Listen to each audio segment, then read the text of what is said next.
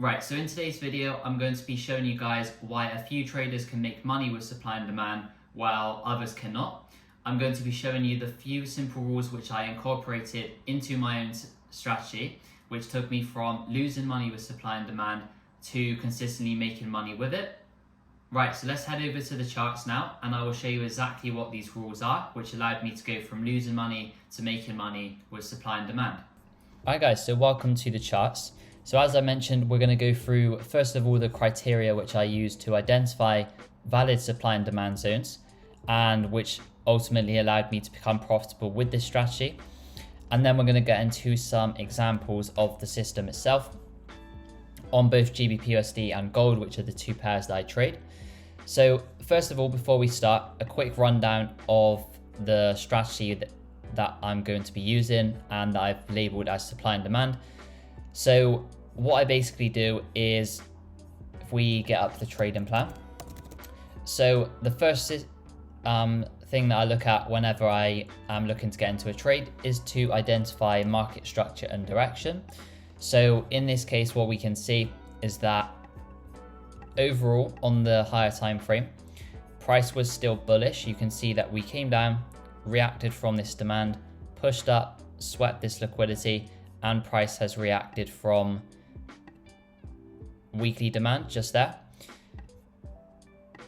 Going over to the 4 hour, we can see also that once price came into this area of demand, which is this white box, I'm going to go over to the 1 hour instead. Price broke this structure just here. That's our change of character on the 1 hour. And basically once we see this, we're then looking for buys. Price back here was clearly bearish, but once it came into the demand, it flipped bullish. This means that we're now looking for buys rather than sells. And we can just simply follow this structure up, and we can see that price also broke structure once again just here. So now that we have identified our main structure points, we can basically identify the range in which we want to look for a buy. In this case, it's going to be between the low and the high before our pullback. And if price comes below this low and closes below it, then that is a good sign that there's going to be a reversal, and then we would look for sells again rather than continuing with the buys.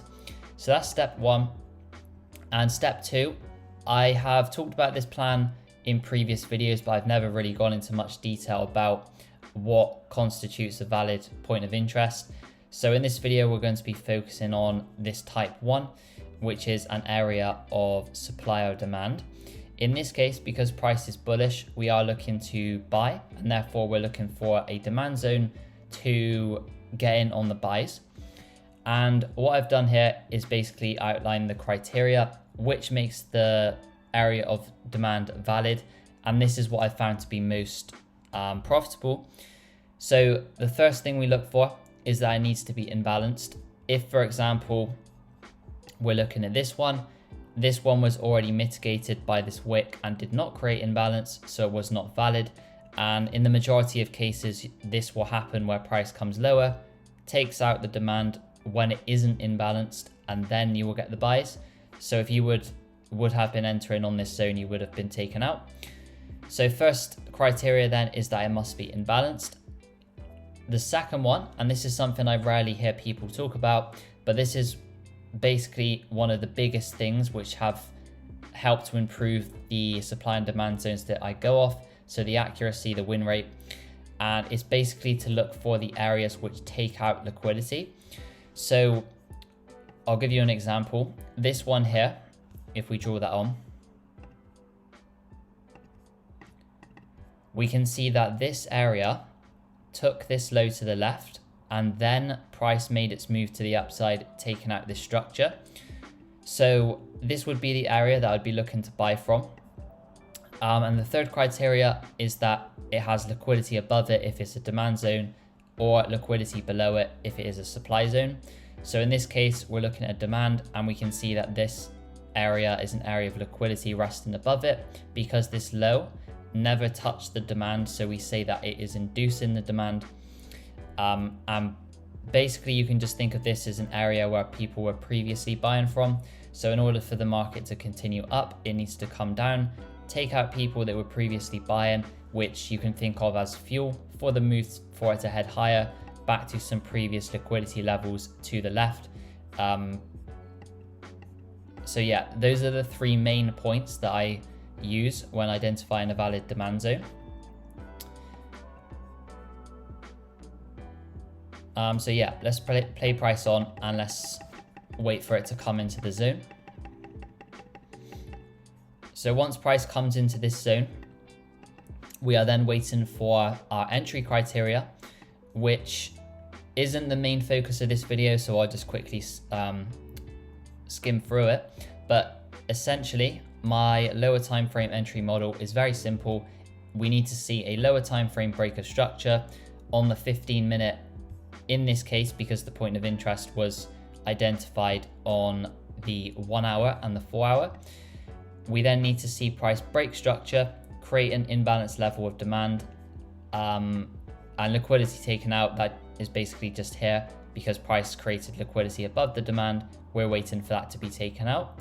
So if we head over to the 15-minute, what I would be doing at this time, once price taps into our area of demand, I would be seeing where is the structure that I want to see price break in order for a valid entry.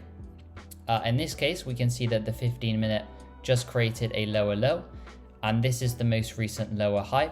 So I would have an alert set at this high, and I'd be waiting for that area to get broken in order for a valid confirmation to appear. And there we go. Price took out that structure to the left. I would then identify an imbalance level of demand as we have here, and I would simply set a limit on this zone, stops just below, and I would target usually just a 1 to 3. So we'll go for this sort of level. This is a lot clearer to see on the 30-minute actually. You can see that we have this one bearish candle, swept these lows to the left, broke structure, and therefore the trend on the 15-minute has gone from bearish to bullish, and therefore we are now looking for buys. Also, obviously, because the higher time frame was bullish.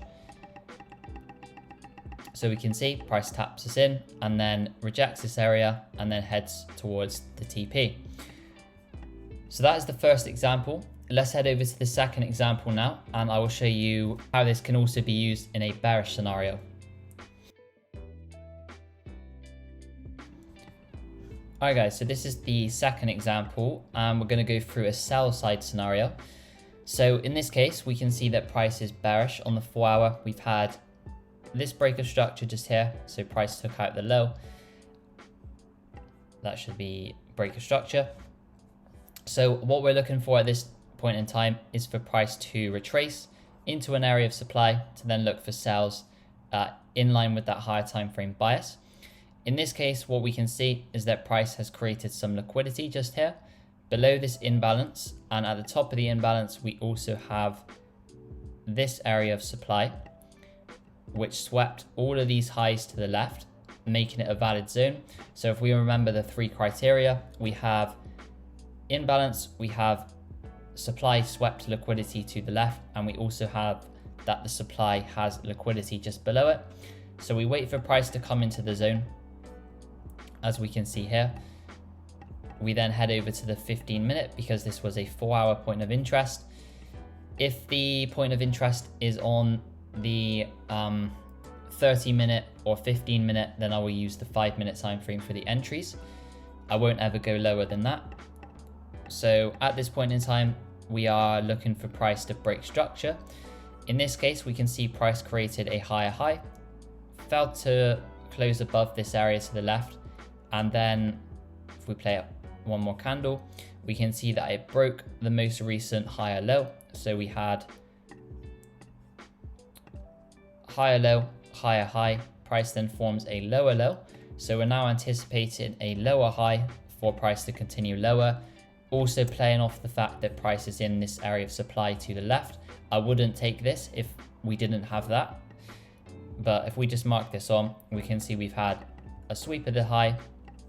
Price broke the main structure, which was this one just here.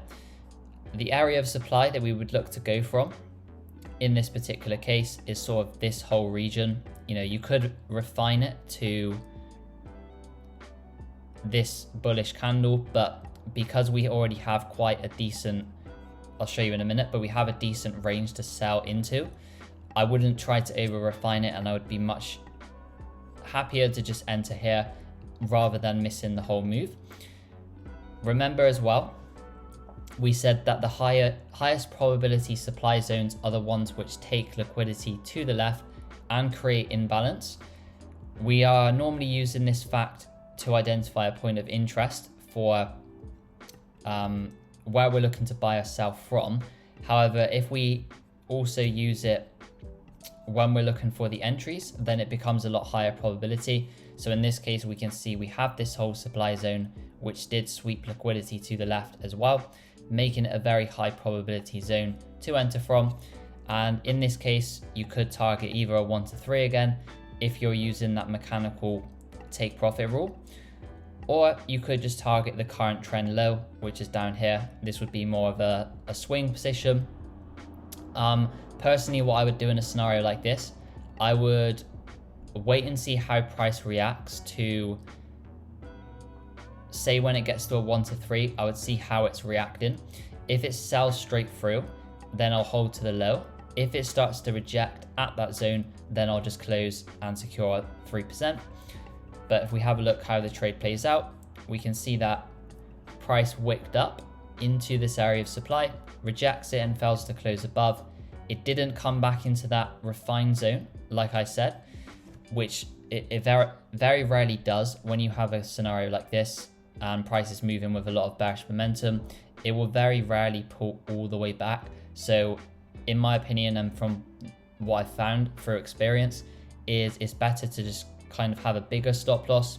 It's still only 15 pips anyway, so it's better to have a bigger stop loss and capitalize on this move rather than miss it completely, due to your greed essentially and trying to over refine the entries. So in this scenario, we can see that price just basically sold straight through, so we were fine to hold to the low. And there we go, that is example 2. Let's head over to one final example now, and this time we'll look at an example on gold, just to show you that it does work on all asset classes rather than just on GBP/USD.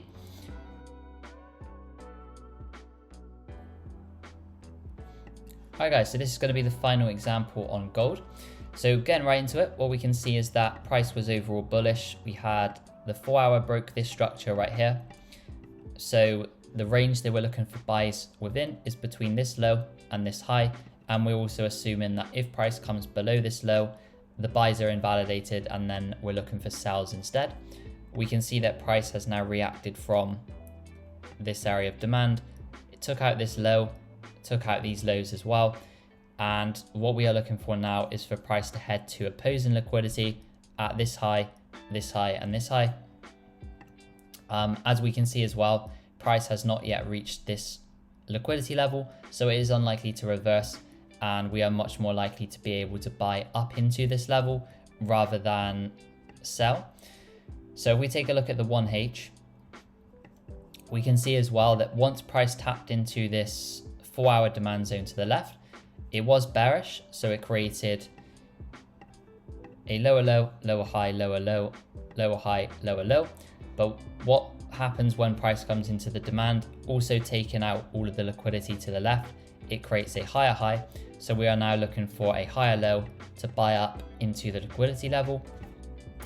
So we can also observe that this was where the change of character happened after price broke that hourly lower high. And what we can see is that we have a valid demand zone down at this low. And if we remember the criteria once again, we can see that this area was 1, imbalanced, 2, it swept liquidity to the left, and 3, we can see that it has some liquidity resting above it in the form of these lows, which originally induced this area. So if price does begin to pull back like so, before it takes out the liquidity level, that is also important, because if price had done something like this, where it had swept the liquidity first and then started to head back down, I would, in that scenario, expect it to maybe take out this low. But since we are looking to buy up to that higher time frame liquidity, which has not been taken out yet, I am comfortable to look for buys within this area. Once price comes into the zone, once again, standard procedure, we hop down to the 15-minute because this was a 1 hour point of interest. We mark on the most recent structure, which was this one, and we simply wait and see if price breaks that level or if it wants to head lower. Remember, we're not trying to predict, we're trying to react to the market, which is why we always wait and see what price tells us within the area.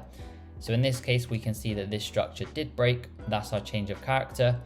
And then the area I entered from in this scenario was this area of demand down here. Just there. Why is this valid? Well, created imbalance. We can see that it also swept some lows to the left as well. And we have this sort of area of liquidity resting above it as well. So in this case, we set the limit on this zone.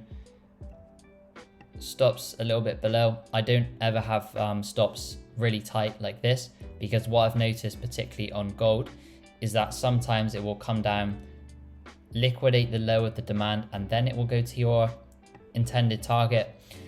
So I'd much rather have, a bit more leeway on the trade and not get stopped out, rather than trying to be too precise and get stopped out and miss the move. And then remember, we're targeting this area to the left, which was our liquidity target. And then once price comes into this zone, we can see that it rejects it and eventually heads to the liquidity target. Just a quick summary as well. This level was a valid level because it was imbalanced, swept liquidity, and it was also in a discount. So if we draw the fib tool between the low and the high, it was below the 50%. Obviously, you wouldn't want to buy, like up here, because that's essentially buying in a premium. If you go into a supermarket or a watch dealership, you don't want to be buying the product at a premium. You want to be waiting for a discount in order to get, the best return on your investment or the best price to buy something at. So this was the final example. If you guys have any more questions about exactly how I identify these zones in the comments below, leave them in the comments below and I will get back to you as soon as possible.